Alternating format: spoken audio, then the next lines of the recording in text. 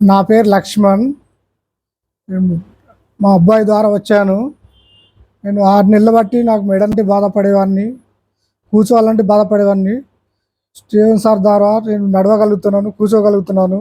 ఇప్పుడు హ్యాపీగా ఉన్నాను. మీరు కూడా అందరూ దయచేసి ఎవరికి నడుము నొప్పి కానీ, గ భుజం నొప్పి కానీ, మోకాల నొప్పులు కానీ ఎవరైనా కానీ